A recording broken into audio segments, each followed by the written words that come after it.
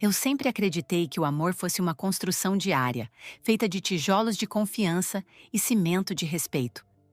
Tarde demais, percebi que no meu caso, eu estava construindo um castelo sozinha, enquanto os outros dois ocupantes do terreno cavavam, sorrindo, a minha cova.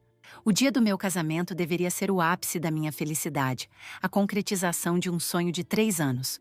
No entanto, enquanto eu olhava para o teto branco do meu quarto, na madrugada que antecedia a cerimônia no cartório, a única coisa que eu sentia era um frio gélido no estômago e a certeza absoluta de que, em 24 horas, a vida de 3 pessoas mudaria para sempre. A minha, para a liberdade. A deles, para a ruína. Tudo começou a desmoronar muito antes daquele dia, embora eu me recusasse a ver. Ramon, meu noivo, e a senhora Rita, sua mãe de 59 anos, eram mestres na arte da desvalorização sutil. No início, eram apenas comentários disfarçados de conselhos. Com o tempo, tornaram-se sentenças proferidas com o prazer sádico de quem esmaga um inseto. Lembro-me claramente de um jantar, 3 meses antes da data marcada para o casamento. Estávamos na sala de jantar do meu apartamento, um imóvel amplo, de 140 metros quadrados, que eu havia quitado com o suor do meu trabalho como pesquisadora na área de farmacologia. Ramon estava sentado à cabeceira, um lugar que ele assumiu sem nunca ter contribuído com um centavo para as despesas da casa, e sua mãe, a senhora Rita, estava à sua direita, servindo-se do risoto que eu havia levado 2 horas para preparar. Rita mastigou devagar, analisando o prato como se fosse uma crítica gastronômica de um guia famoso, e então soltou os talheres sobre a porcelana com um ruído metálico proposital. Ela olhou para o filho e comentou, com aquele tom de voz anasalado que fazia meus nervos vibrarem, que era uma pena que, com tanto dinheiro investido em ingredientes caros, o resultado final fosse tão medíocre. Ela disse que eu tinha a capacidade incrível de transformar ouro em latão e que esperava que no casamento o buffet fosse escolhido por Ramon, pois eu certamente serviria algo intragável aos convidados importantes da família dela. Ramon riu. Não foi um riso de constrangimento ou defesa. Foi uma gargalhada genuína, de concordância. Ele segurou a mão da mãe e completou o raciocínio, dizendo que eu era esforçada, mas que a falta de talento era algo genético, que não havia como corrigir. Ele olhou para mim do outro lado da mesa e disse que eu deveria agradecer todos os dias por ele ser um homem de paladar simples e coração generoso, capaz de suportar minhas falhas culinárias e estéticas em nome de um amor que ele, curiosamente, nunca demonstrava em gestos, apenas em cobranças. Naquela noite, engoli o choro junto com o vinho tinto. Eu me sentia pequena, inadequada. Eles haviam instalado em mim um software de autodepreciação tão eficiente que eu mesma validava as ofensas. Eu pensava que, se me esforçasse mais, se fosse mais magra, mais elegante, mais servil, talvez merecesse o afeto que eles me negavam.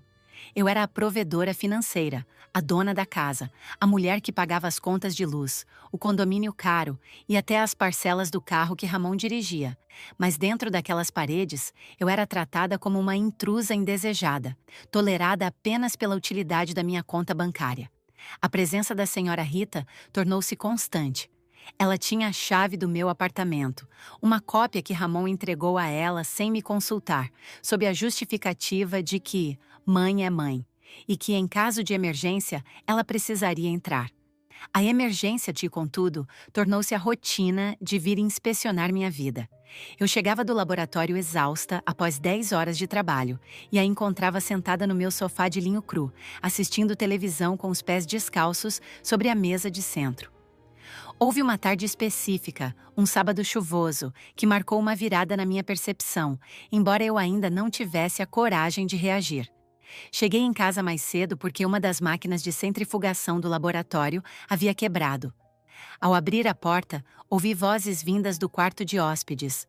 Caminhei pelo corredor, pisando leve no piso de madeira, e parei antes de entrar. Rita estava lá, com as portas do armário abertas, retirando as roupas de cama que eu guardava para visitas. Ramon estava encostado no batente da janela, observando a chuva. A mãe dele dizia, enquanto dobrava um lençol de fios egípcios com desdém, que aquele quarto precisava ser reformado urgentemente. Ela comentou que a cor das paredes era deprimente e que assim que o casamento fosse oficializado, eles deveriam pintar tudo de um tom mais alegre, talvez um amarelo ou ocre, para receber a verdadeira dona daquele espaço. Meu coração falhou uma batida. De quem ela estava falando? Ramon respondeu, com a voz arrastada de quem está entediado, que eu, Paula, jamais concordaria com aquela cor. A resposta de Rita foi um soco no meu estômago.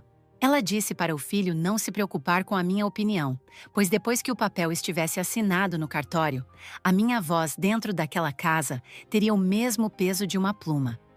Ela afirmou que eu era apenas o degrau necessário para que Ramon subisse na vida, e que degraus não opinam sobre a decoração do palácio.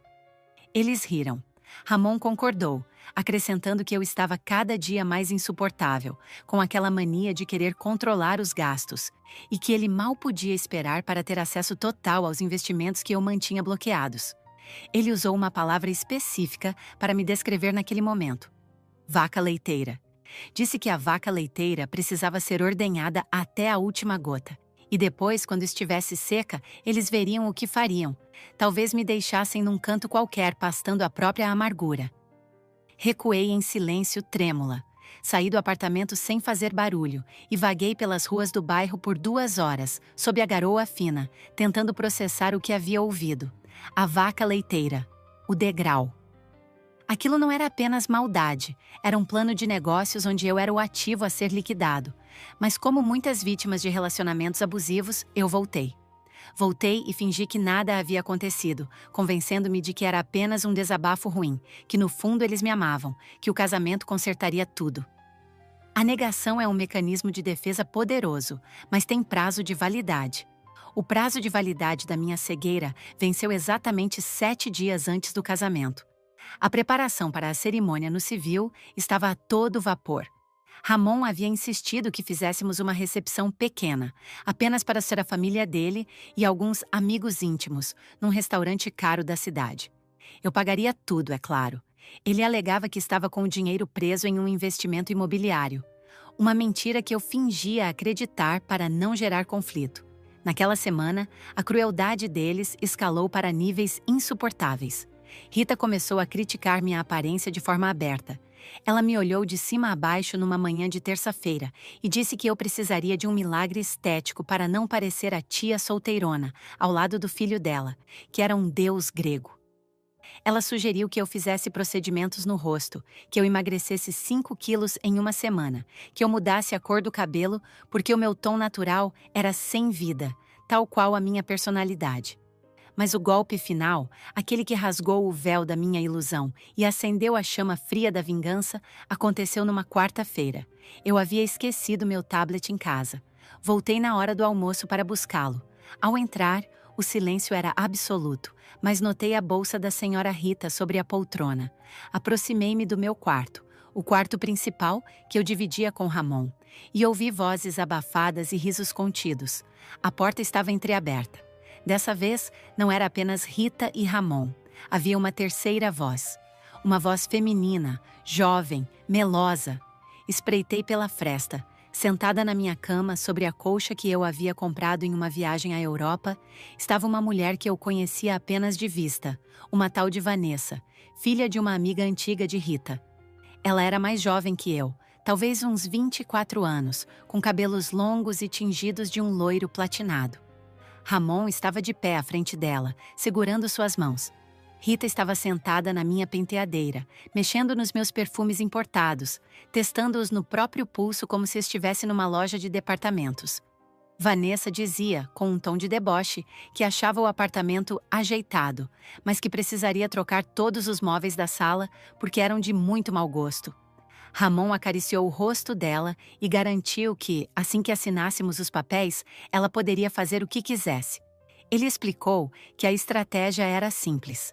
Casaríamos em comunhão parcial de bens, mas como o apartamento estava quitado em meu nome antes do casamento, ele não teria direito ao imóvel em caso de separação imediata.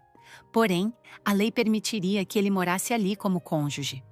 O plano era tornar a minha vida um inferno psicológico tão grande, trazendo a mãe dele para morar conosco definitivamente, que eu acabaria saindo por vontade própria, ou enlouquecendo, deixando o caminho livre para que ele trouxesse Vanessa para dentro, sob o pretexto de ser uma prima distante ou cuidadora da mãe. Rita riu, borrifando meu perfume mais caro no ar, desperdiçando o líquido precioso. Ela comentou que eu era tão carente e desesperada por aprovação masculina que aceitaria qualquer coisa para não perder o troféu que era o filho dela. Ela disse com todas as letras que eu era uma mulherzinha fraca, sem atrativos, e que o único motivo para Ramon estar comigo era o conforto que eu proporcionava. Chamou-me de burra de carga e disse que Vanessa, sim, era a mulher que merecia reinar naquele apartamento, pois tinha classe e beleza, atributos que, segundo Rita, o dinheiro não havia conseguido comprar para mim. Vanessa riu e perguntou onde eu dormiria quando ela se mudasse. Ramon respondeu, com uma frieza que congelou meu sangue, que eu poderia ficar no quarto de empregada, que era pequeno e abafado, ideal para alguém da minha insignificância. Ele disse que, se eu reclamasse, ele alegaria que eu estava instável emocionalmente e, quem sabe, conseguiria até me interditar com a ajuda de um amigo psiquiatra dele, assumindo o controle total dos meus bens. Foi naquele momento que a Paula que tentava agradar morreu. Ali, naquela fresta de porta, observando as 3 pessoas planejarem o meu fim enquanto usavam minhas coisas, eu senti algo quebrar dentro de mim. Não foi o coração. Foi a corrente que me prendia àquela necessidade patética de ser amada por quem me odiava. Saí do apartamento com a mesma discrição com que entrei. Entrei no meu carro, travei as portas e, pela primeira vez em meses, não chorei. Meus olhos estavam secos. Minha respiração, calma. Uma lucidez assustadora tomou conta da minha mente. Eu tinha 4 dias até o casamento. 4 dias. Era tempo suficiente. Não voltei para o trabalho naquela tarde. Fui direto a uma empresa de mudanças e armazenamento. Contratei o serviço mais caro e eficiente que eles tinham, o pacote VIP, que incluía encaixotamento rápido e transporte noturno. Em seguida, liguei para um advogado especialista em direito imobiliário e de família, um antigo colega de faculdade que eu sabia ser implacável. Marquei uma reunião de emergência para dali a 1 hora. Nos dias seguintes, minha atuação foi digna de um Oscar.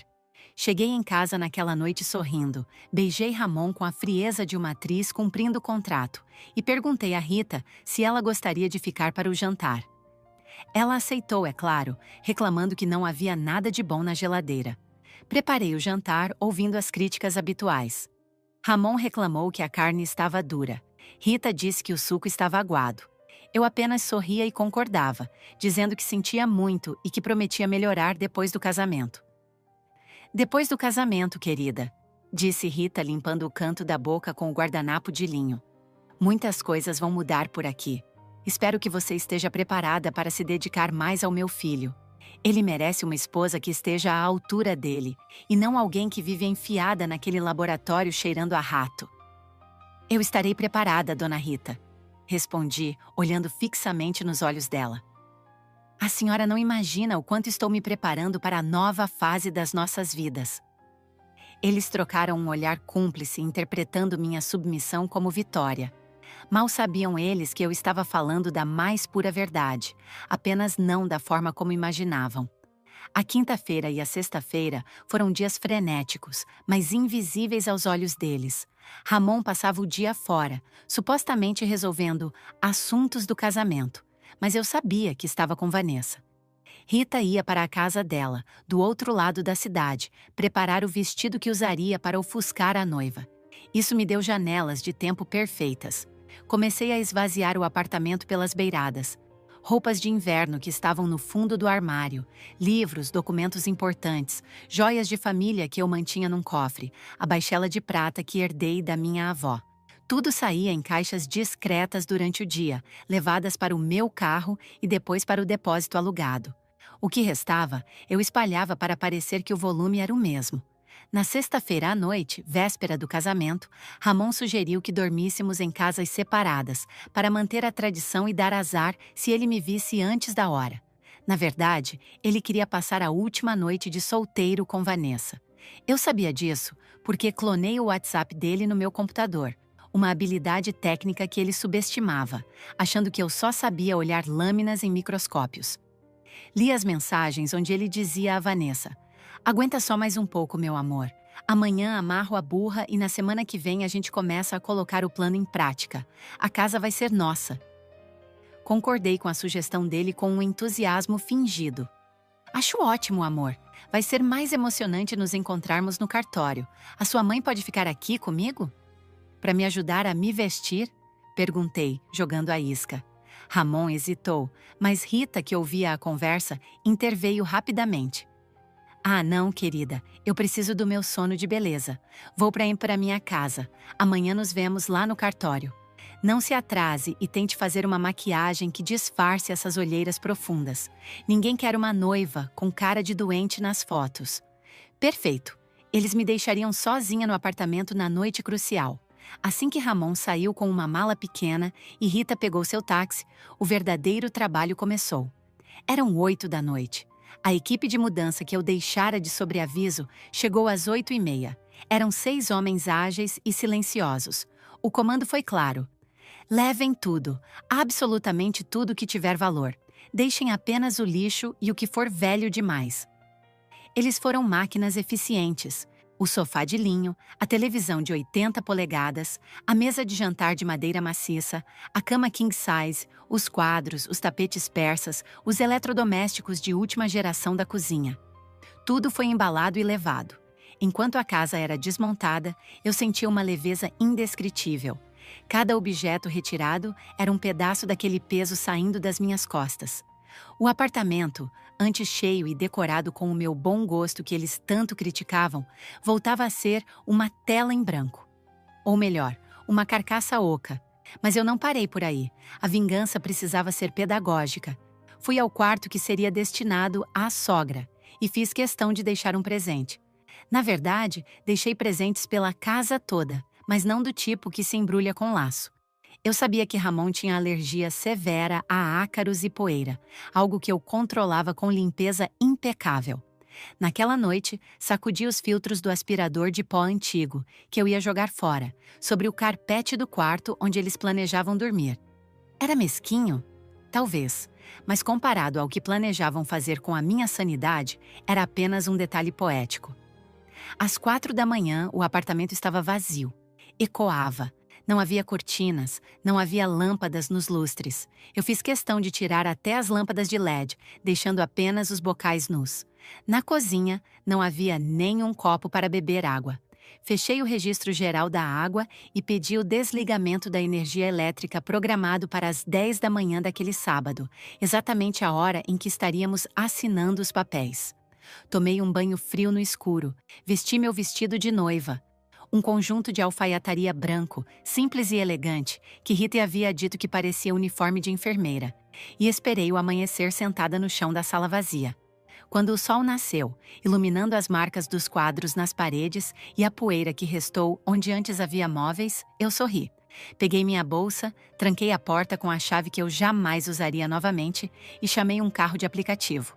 O destino era o cartório, onde o circo estava armado e os palhaços me esperavam, crentes de que eu era a atração principal que seria devorada pelos leões. Mal sabiam eles que eu era a dona do circo e estava prestes a soltar as feras. Cheguei ao cartório às 9 em ponto. Ramon estava lá, impecável em um terno azul marinho que eu havia comprado.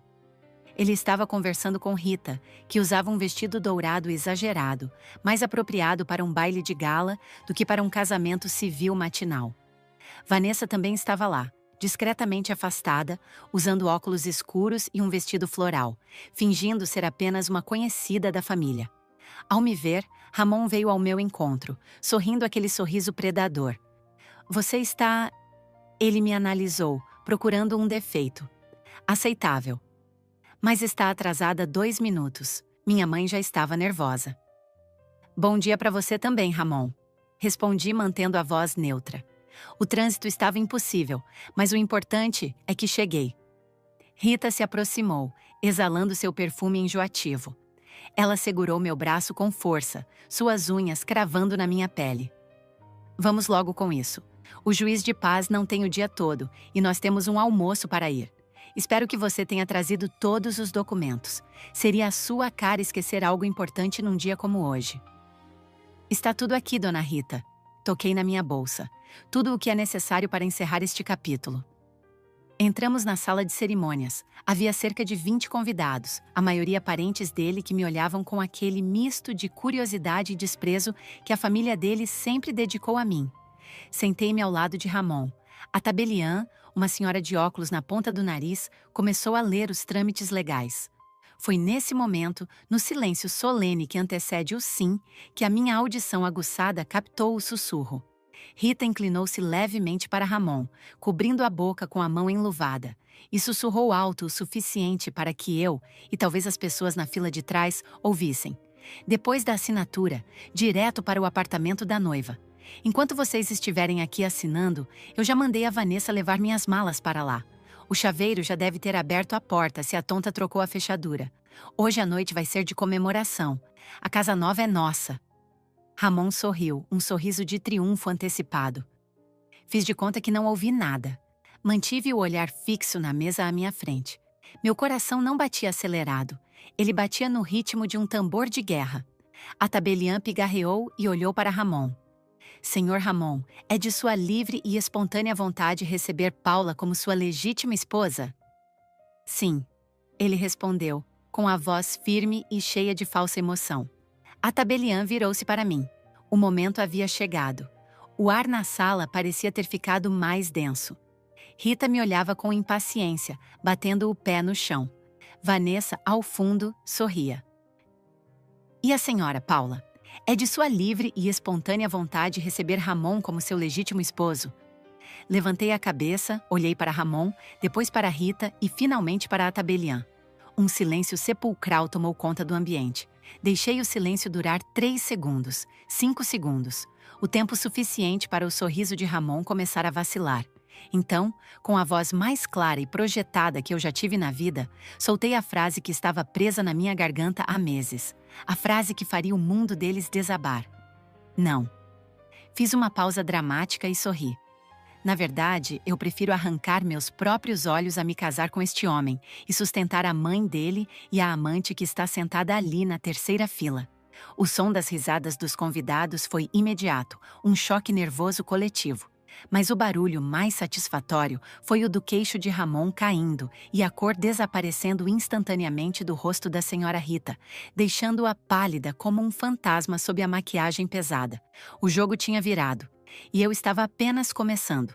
O silêncio que se seguiu à minha recusa não foi apenas a ausência de som.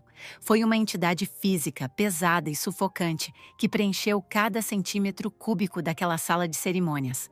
A tabeliã, uma senhora que certamente já vira muitos dramas conjugais, piscou 2 vezes, incrédula, e fechou o livro de registros com um baque seco que soou como um tiro de misericórdia. Diante da recusa expressa da contraente, declaro o ato encerrado sem a formalização do vínculo, disse ela, empurrando a cadeira para trás e levantando-se, como quem foge de um incêndio iminente. Foi então que o inferno particular da família de Ramon rompeu as comportas. A palidez da senhora Rita deu lugar a um tom de vermelho violáceo que subia pelo pescoço. Ela não gritou imediatamente. Primeiro, ela emitiu um som gutural, um engasgo de ódio puro. Ramon, por sua vez, parecia ter sido atingido por um raio. Ele olhava para os lados, para os tios e primos que cochichavam, e depois para mim, com os olhos arregalados de quem vê um animal de estimação dócil virar uma fera selvagem. Você ficou louca? Ramon sibilou, agarrando meu braço com força suficiente para machucar. O que pensa que está fazendo, Paula? Isso é alguma piada de mau gosto? Assina logo esse papel. Puxei meu braço com um movimento brusco e preciso, livrando-me do toque dele como se fosse pele contaminada. Não há piada, Ramon. A única piada aqui foi o tempo que perdi sustentando as suas fantasias de grandeza. Respondi, mantendo o tom de voz gelado enquanto ajeitava a manga do meu terninho branco. Rita avançou sobre mim. A máscara de dama da sociedade caiu completamente, revelando a face distorcida pela raiva. Ela levantou a mão para me esbofetear ali mesmo na frente de todos, gritando impropérios. Ela berrou que eu era uma ingrata maldita, uma sem classe, que só servia para pagar contas e que eu iria me arrepender de humilhar o filho dela. Porém, antes que a mão dela atingisse meu rosto, um dos seguranças do cartório, um homem corpulento que eu já havia notado na entrada, interceptou o movimento. "Senhora, peço que mantenha a compostura, ou serei obrigado a retirá-la do recinto", disse o segurança com aquela voz grave e impassível. Aproveitei a barreira humana entre nós e dei 2 passos para trás, sorrindo para a plateia de convidados atônitos. Vanessa, a amante, tentava se esconder atrás de uma pilastra, mas eu fiz questão de apontar para ela. "Não se preocupem com a festa", anunciei, projetando a voz para que até o último parente ouvisse. "O noivo já tem companhia para o almoço. Tenho certeza de que a Vanessa, ali no canto, ficará feliz em pagar a conta do restaurante caro que o Ramon reservou. Afinal, eles têm muito o que comemorar, não é?" O plano da vaca leiteira acabou de ir para o brejo. Virei as costas e caminhei em direção à saída. Ouvia os gritos de Rita atrás de mim, chamando-me de vagabunda e jurando que eu pagaria caro. Ramon tentou correr atrás de mim, mas foi barrado pelo fluxo de pessoas que saíam de outra sala. Saí do cartório e o sol da manhã atingiu meu rosto. Nunca o ar poluído da cidade me pareceu tão puro. Eu me sentia leve, como se tivesse perdido 50 quilos de bagagem emocional inútil. Mas eu sabia que aquilo era apenas o começo. O verdadeiro golpe, a revelação física da ruína deles, aconteceria no meu apartamento. Entrei no carro de aplicativo que já me esperava. Eu havia agendado a corrida para não correr o risco de ficar a pé na calçada com eles. Pedi ao motorista que dirigisse até o meu prédio, mas que não parasse na frente. Eu queria observar de uma distância segura, do outro lado da rua, onde havia uma padaria com mesas na calçada. Sentei-me, pedi um café preto e esperei. Não demorou 30 minutos. Um caminhão de mudanças de porte médio apontou na esquina, seguido pelo carro de Ramon. Era a confirmação que eu precisava. Rita realmente havia desocupado o imóvel onde morava. A arrogância dela era tamanha que ela tinha certeza absoluta de que, ao meio-dia daquele sábado, já estaria instalada no meu quarto de hóspedes, assumindo o comando da minha casa. Ela queimara as pontes, confiando que eu era a ponte indestrutível que a sustentaria. Vi Ramon descer do carro furioso, batendo a porta. Rita desceu logo em seguida, gesticulando freneticamente. Vanessa estava no banco de trás, parecendo hesitante. Eles se dirigiram à portaria. Eu sabia exatamente o que aconteceria. Eu havia deixado ordens expressas na portaria, acompanhadas de uma gorjeta generosa e de uma cópia da escritura do imóvel, que comprovava que eu era a única proprietária. O porteiro, Sr. João, um homem íntegro que sempre fora tratado com desdém por Ramon e Rita, cumpriu o papel com maestria. Vi Ramon discutir com o Sr. João. Vi Rita apontar o dedo na cara do porteiro. Eles estavam sendo barrados. É claro que estavam. Eles não eram moradores. Eles não eram cônjuges. Eles eram visitas indesejadas. Mas Ramon, em sua prepotência, sacou o celular e fez uma ligação. Minutos depois, um chaveiro chegou numa moto. Ramon devia ter ligado para um daqueles serviços 24 horas, alegando que perdera as chaves e que a esposa estava incomunicável. O Sr. João tentou impedir, mas Ramon mostrou algum documento e empurrou o portão de pedestres quando um morador saiu. Eles forçaram a entrada. O chaveiro subiu com eles. O caminhão de mudança ficou estacionado em fila dupla, com o pisca-alerta ligado, atrapalhando o trânsito. Terminei meu café, paguei a conta e atravessei a rua. Era a hora do segundo ato. Entrei no prédio usando minha tag de acesso. O Sr. João me olhou com preocupação. Dona Paula, eles subiram à força. A senhora quer que eu chame a polícia? Ainda não, Sr. João. Deixe que eles entrem. Quero que vejam. Só chame a polícia se eu gritar ou se eles se recusarem a sair em 10 minutos. Subi pelo elevador de serviço, silenciosa como uma sombra. Quando o elevador parou no meu andar, ouvi o barulho da furadeira do chaveiro violando a minha fechadura. Esperei no hall de serviço, atrás da porta corta-fogo. Ouvi o clique da porta abrindo. Finalmente! A voz de Rita ecoou no corredor. Aquela desgraçada trocou o miolo, mas nada nos impede. Pode trazer as malas, Ramon. Vamos começar a organizar minhas coisas. Quero o quarto principal, como combinamos. A Vanessa pode ficar no de hóspedes por enquanto. Eles entraram. Contei até 3. 1, 2, 3.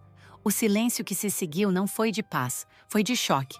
Caminhei tranquilamente pelo corredor e parei na porta aberta do meu apartamento. A cena era uma obra de arte do minimalismo trágico. Ramon estava parado no meio da sala, girando em torno de si mesmo. Rita estava com a boca aberta, segurando uma valise de maquiagem. Vanessa estava encostada na parede, olhando para o teto onde antes havia um lustre de cristal, e agora pendia apenas um fio desencapado. Não havia nada. O eco das vozes deles batia nas paredes nuas e voltava vazio. O apartamento parecia maior, mais frio e absolutamente inóspito. Onde estão as coisas? Rita balbuciou, sua voz tremendo. O sofá, a televisão, as cortinas. Dei um passo para dentro. O som dos meus saltos no piso de madeira reverberou como marteladas. Gostaram da redecoração? Perguntei com um sorriso casual. Chama-se conceito realidade. Representa exatamente o que vocês têm. Nada. Ramon virou-se para mim, o rosto vermelho de fúria e confusão. Você vendeu tudo? Você roubou minhas coisas? Ele gritou, avançando 2 passos, mas parando quando viu que eu não recuei 1 milímetro. Suas coisas? Ri, um riso seco e sem humor. Ramon, vamos ser claros. A única coisa sua neste apartamento eram as suas roupas, que eu gentilmente coloquei em sacos de lixo preto e deixei na lixeira do subsolo ontem à noite.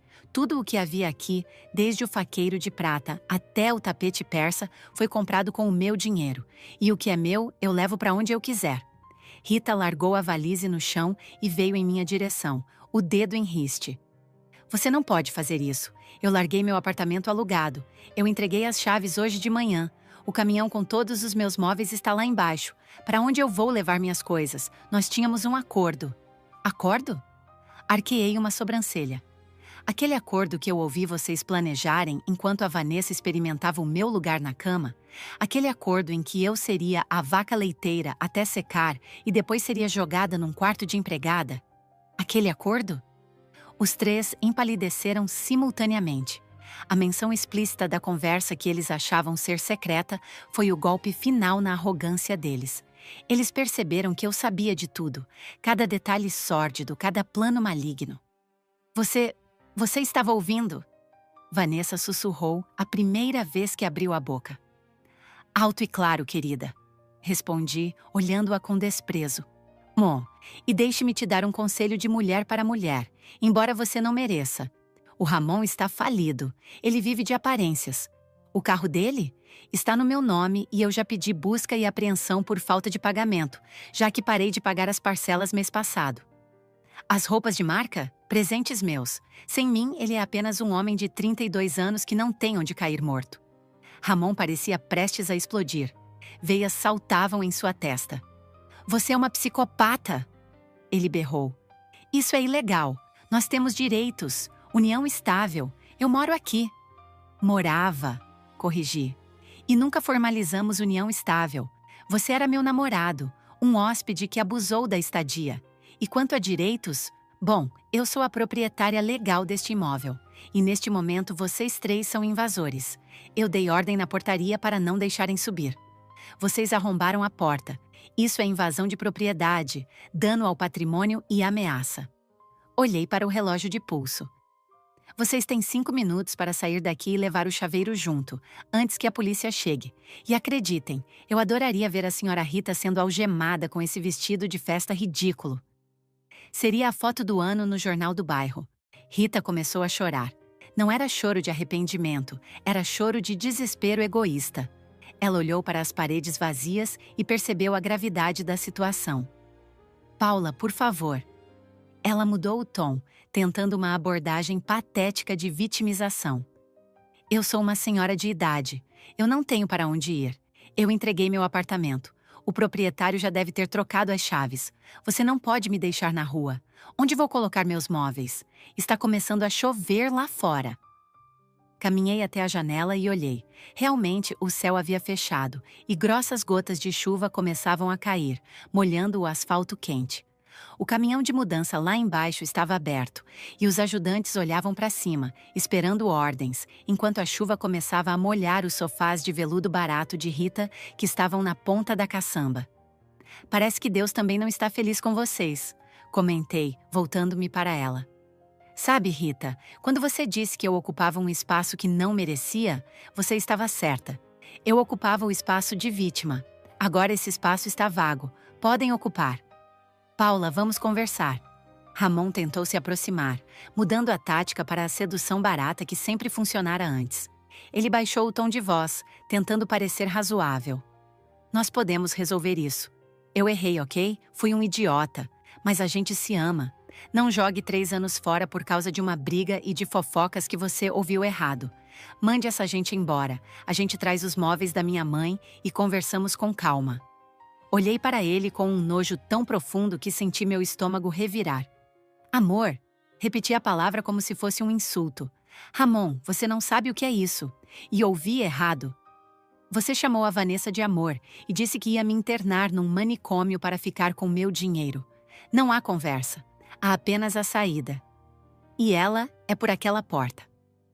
Nesse momento, o interfone tocou. O som agudo ecoou pelo apartamento vazio, assustando a todos. Caminhei até o aparelho na parede da cozinha e atendi no viva voz. Dona Paula, aqui é o João. A polícia acabou de chegar. Eles viram a confusão lá embaixo com o caminhão e o chaveiro arrombando. Quer que eu peça para subirem? Olhei para os 3 antagonistas. O terror estava estampado em seus rostos. A polícia, invasão, arrombamento. Sim, João, peça para subirem. Diga que há 3 intrusos que arrombaram meu apartamento e estão se recusando a sair. Ramon empalideceu. Vamos embora, mãe, agora! Ele gritou, agarrando o braço de Rita. Mas minhas coisas, o caminhão, para onde vamos? Rita gritava resistindo. Para qualquer lugar que não seja a cadeia. Vamos! Ramon a arrastou. Vanessa já tinha corrido para o corredor, o som de seus saltos batendo na escadaria de incêndio, pois não quis esperar o elevador. Eles saíram tropeçando, humilhados, derrotados. Fiquei sozinha no meu apartamento vazio. Respirei fundo o cheiro de poeira e chuva. Aproximei-me da janela da sala e olhei para baixo. A cena na rua era deplorável. A polícia estava conversando com o chaveiro, que gesticulava apontando para Ramon, que acabara de sair do prédio arrastando a mãe. Os policiais abordaram Ramon. Vi ele entregando documentos, tentando se explicar. Rita estava sentada no meio-fio, sob a chuva que agora caía forte, o vestido dourado encharcado e grudado no corpo, a maquiagem escorrendo como uma máscara de horror derretida. O motorista do caminhão de mudança discutia com Rita, provavelmente exigindo o pagamento ou um destino para a carga, já que não podia ficar parado ali, atrapalhando o trânsito e molhando a mobília. Vanessa? Vanessa havia desaparecido. Provavelmente pegou o primeiro táxi assim que colocou os pés na calçada, abandonando o barco afundado. Como eu previ, o amor dela acabou no momento em que a torneira do dinheiro fechou, mas eu não tinha terminado. A humilhação pública e a falta de teto eram apenas a primeira etapa. Eu precisava garantir que eles nunca mais tivessem forças para tentar se levantar contra mim. Eu precisava atingir onde doía mais, no futuro deles. Peguei meu celular e liguei para o meu advogado. Alô, Marcelo? Disse, observando Rita tentar se cobrir com uma almofada molhada que o ajudante de mudança havia jogado para ela. A fase 1 está concluída. Eles invadiram. A polícia registrou a ocorrência. Agora podemos prosseguir com a execução das dívidas. Quero que você protocole aquele processo que conversamos sobre os empréstimos que fiz ao Ramon e que ele assinou promissórias. E avise ao banco sobre a fraude no cartão adicional que ele usava. Quero tudo bloqueado até segunda-feira de manhã. Marcelo riu do outro lado da linha. Considerado feito, Paula. E a mãe dele? A mãe dele? Observei Rita discutindo com um policial, que parecia estar perdendo a paciência.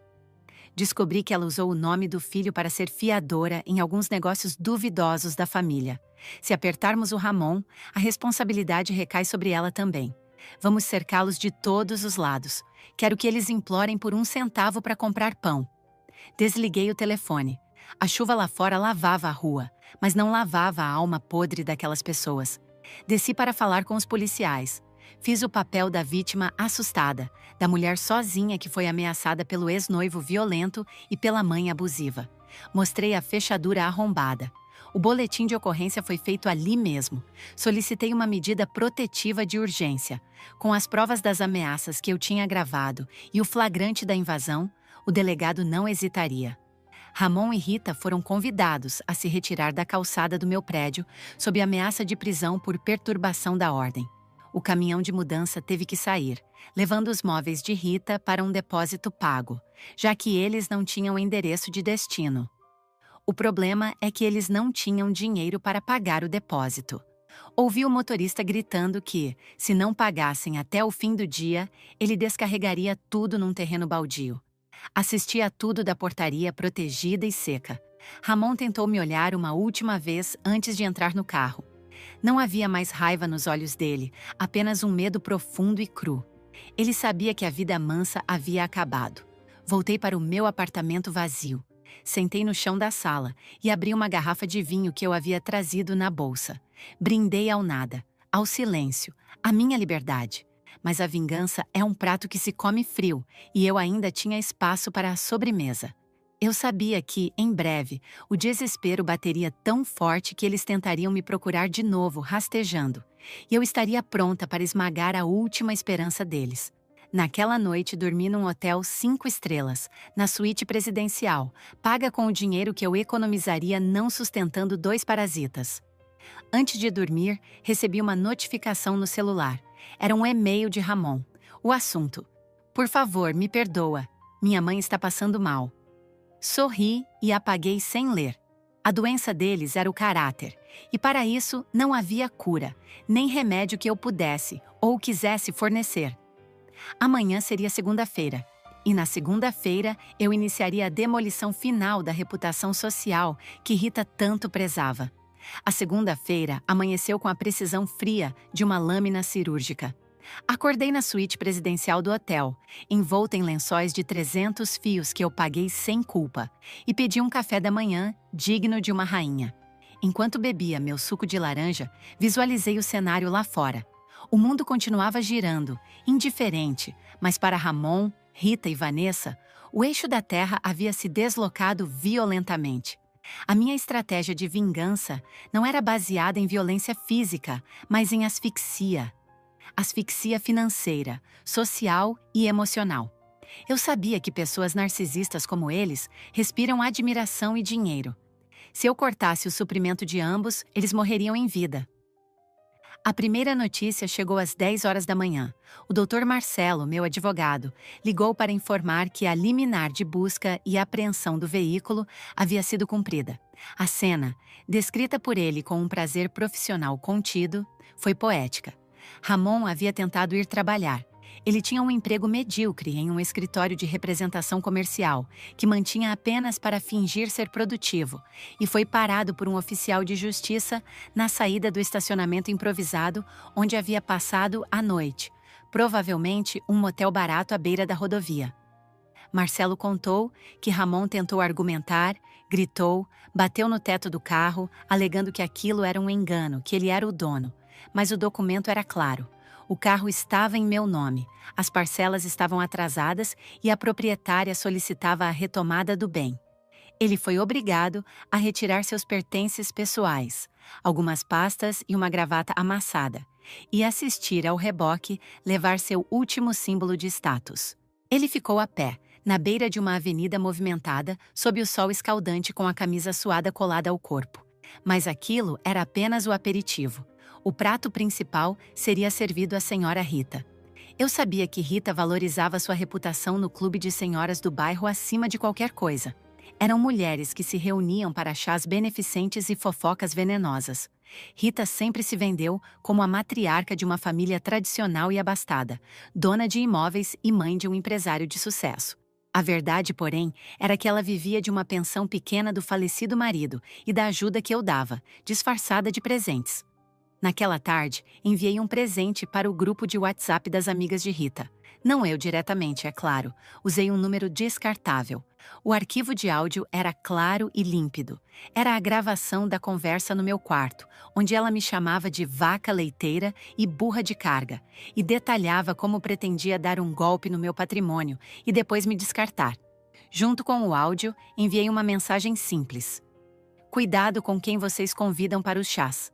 A senhora Rita está falida e procura a próxima vítima para sustentar os luxos do filho.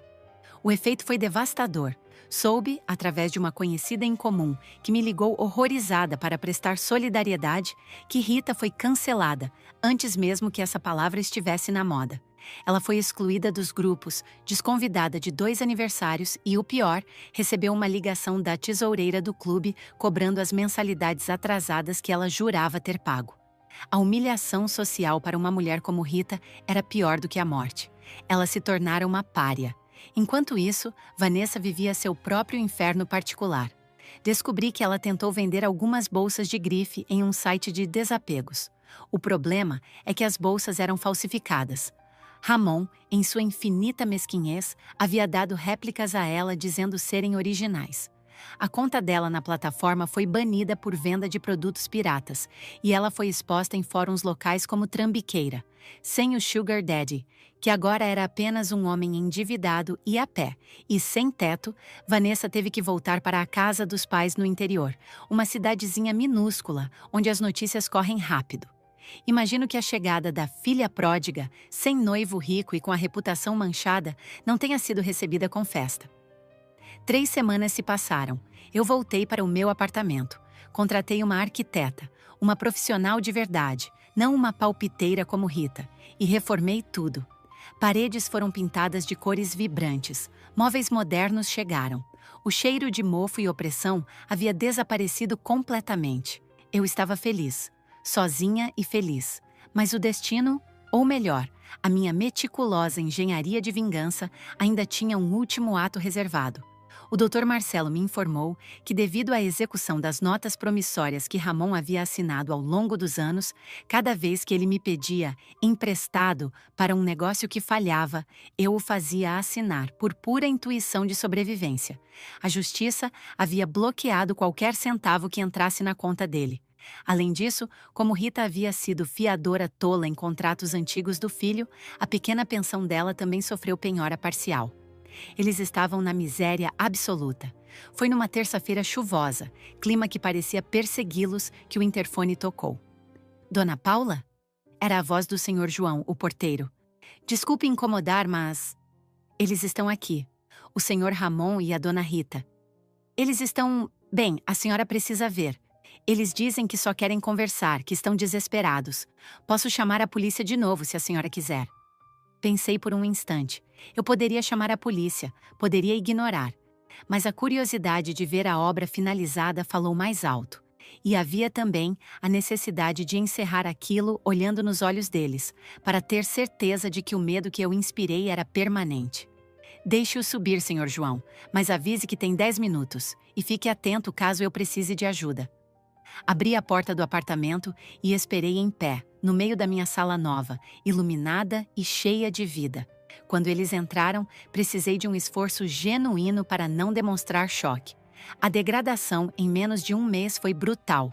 Ramon estava magro, com a barba por fazer, vestindo uma calça jeans que parecia suja e uma camisa amarrotada. Seus olhos, antes arrogantes, estavam fundos e vermelhos, cercados por olheiras profundas. Ele cheirava a cigarro barato e suor antigo. Mas Rita, a senhora Rita era a sombra de um ser humano. O cabelo, sempre tingido e escovado, mostrava 3 dedos de raiz branca e estava preso num coque oleoso. Ela usava um vestido largo de tecido sintético e sapatos baixos e gastos. A postura altiva havia se curvado, como se ela carregasse o peso do mundo nas costas. Ela não me olhou nos olhos. Olhou para o chão, para o meu piso de porcelanato brilhante. Eles pararam perto da porta, como se tivessem medo de sujar o ambiente com a presença deles. "O que vocês querem?" Perguntei, sem oferecer água, sem oferecer assento. Minha voz era calma, mas cortante. Ramon deu um passo à frente, as mãos trêmulas. "Paula, nós precisamos de ajuda, pelo amor de Deus." A voz dele falhou, rouca. Nós estamos dormindo num quarto de pensão no centro. É horrível. Tem baratas. Minha mãe não consegue dormir. Nós não temos dinheiro para comer direito hoje. Ele começou a chorar.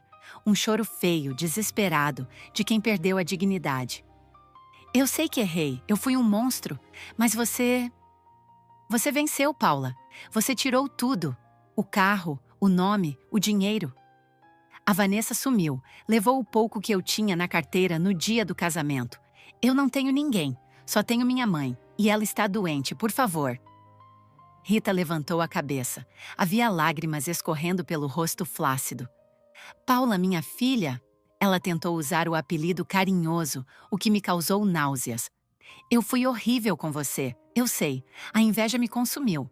Você era tudo o que eu nunca consegui ser. Independente, inteligente, rica. Eu queria te diminuir para me sentir grande. Mas olhe para mim agora. Eu sou um lixo. Eu imploro. Nos dê qualquer coisa. Um dinheiro para passarmos o mês, ou... Deixe a gente ficar naquele quarto de empregada que eu desprezei. Eu durmo no chão. Eu limpo sua casa. Eu faço o que você quiser. Só não me deixe voltar para aquele lugar cheio de ratos. A ironia era palpável. A mulher que disse que eu cheirava a rato agora vivia entre eles. A mulher que zombou do quarto de empregada agora implorava para dormir no chão dele.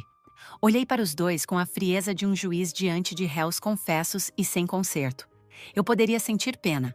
A Paula antiga sentiria pena. A Paula antiga tiraria o talão de cheques e resolveria o problema deles, comprando mais alguns meses de abusos disfarçados de gratidão. Mas aquela Paula estava morta e enterrada. Caminhei até a mesa de centro e peguei minha bolsa. Eles acompanharam o movimento com olhos famintos, esperando que eu tirasse dinheiro. Tirei um cartão de visitas. Não era meu. Era de um abrigo municipal para desabrigados, situado na zona leste da cidade. Estendi o cartão para Ramon. Aqui, disse eu. Eles servem sopa às 6 da tarde e tem banho quente. É mais do que vocês merecem, mas é o máximo que estou disposta a oferecer. Ramon olhou para o cartão, incrédulo, e não o pegou. O papel caiu no chão, aos pés dele. Você vai nos mandar para um albergue? Ele sussurrou. Como mendigos. Vocês são mendigos, Ramon. Respondi brutalmente honesta. Vocês viveram de favor e de aparência a vida toda. Agora, a realidade chegou. Vocês não são vítimas da vida. São vítimas das próprias escolhas. Vocês escolheram me humilhar, me roubar, me trair. Vocês plantaram vento e agora estão colhendo a tempestade. Rita soltou um gemido alto e caiu de joelhos, literalmente. Ela se ajoelhou no meu tapete e tentou segurar a barra da minha calça. Eu recuei rapidamente. Não me toque, ordenei. Levanta-se, Rita. Tenha o mínimo de decência que lhe resta. Paula, por favor. Ela gritava, agarrando o próprio peito. Nós vamos morrer na rua. Você não tem coração? Tinha, respondi olhando-a de cima. Eu tinha um coração enorme. Tão grande que cabia vocês dois e todos os seus defeitos. Mas vocês pegaram esse coração, mastigaram e cuspiram no chão. O que restou aqui dentro é apenas justiça. E a justiça diz que vocês devem sair da minha casa agora. Ramon tentou uma última cartada. A raiva voltou aos olhos dele por um segundo, aquele brilho antigo de violência. Você vai pagar por isso. O mundo dá voltas. Sorri. Foi um sorriso genuíno. O mundo já deu a volta, Ramon. Você é que não percebeu que caiu na parte de baixo da roda. E para garantir que você entenda a gravidade da situação, sabe aquele quarto de pensão onde vocês estão? O prédio pertence a um grupo de investimentos imobiliários. Adivinha quem é a sócia majoritária desse grupo desde a semana passada? Os olhos dele se arregalaram. Sim, continuei. Eu comprei a dívida do proprietário do prédio. E a ordem de despejo para todos os inquilinos irregulares, incluindo vocês, será cumprida amanhã às 8 da manhã. Eu vou demolir aquele lugar para construir algo útil. Então, sugiro que peguem o cartão do albergue. É a única reserva confirmada que vocês têm. O silêncio que se seguiu foi absoluto. Eles perceberam a magnitude da minha vingança. Eu não apenas os deixei cair. Eu retirei o chão onde eles tentaram pousar. Eu os cerquei. Não havia saída, não havia plano B, não havia parente rico para salvar. A família de Rita já havia virado as costas. Vanessa havia fugido. Eles estavam sozinhos no universo, orbitando o buraco negro que eles mesmos criaram. Ramon não disse mais nada. Ele pegou a mãe pelo braço, levantando-a com brutalidade. Rita soluçava, um som quebrado e infantil. Eles se viraram e caminharam para a porta. Antes de saírem, Ramon olhou para trás. Não havia mais ódio, nem esperança. Havia apenas o vazio de quem sabe que acabou. Adeus, Paula, ele murmurou. Adeus não, corrigi. Adeus implica que nos veremos em outra vida ou dimensão. Para vocês, é apenas sumam. Fechei a porta na cara deles. O clique da fechadura foi o som mais doce que já ouvi. Caminhei até a varanda e observei a rua. A chuva continuava fina. Vi os dois saírem do prédio. Eram duas figuras minúsculas, cinzentas, caminhando sem rumo pela calçada molhada, curvados contra o vento. Vi Rita parar e sentar num banco de concreto, escondendo o rosto nas mãos. Vi Ramon gesticular, perdido, e depois sentar ao lado dela. Eles não tinham para onde ir. Não tinham dinheiro para o ônibus. Não tinham crédito para um táxi. Eles eram, finalmente, donos apenas de si mesmos e de sua miséria. Voltei para dentro, servi uma taça de vinho tinto e sentei no meu sofá novo. O silêncio da minha casa não era solidão, era paz. Era a paz de quem faxinou a alma e tirou o lixo. Eu, Paula, 32 anos, pesquisadora, proprietária do meu destino, havia vencido. Não com gritos, não com agressão física, mas com a competência implacável de quem sabe que a melhor vingança é viver bem, enquanto assiste de camarote os seus algozes devorarem a si mesmos. O telefone tocou novamente. Era minha mãe, ligando de outro estado, preocupada porque eu andava sumida. Oi, mãe. Atendi sorrindo. Está tudo bem. Na verdade, nunca estive melhor. Acabei de fazer uma limpeza pesada em casa. Agora está tudo brilhando. Enquanto conversava com ela sobre planos para o Natal e viagens futuras, a imagem de Ramon e Rita na chuva desapareceu da minha mente, lavada pela certeza de que eles eram apenas fantasmas de um passado que não tinha mais poder sobre mim. A história deles havia terminado na sarjeta. A minha estava apenas começando, e as páginas estavam em branco, prontas para serem escritas com a tinta dourada da liberdade. Se você gostou de ver a justiça sendo feita e essa vingança implacável, não se esqueça de se inscrever no canal, deixar o seu like e compartilhar essa história com quem também adora um final onde a conta chega para quem merece. Até a próxima!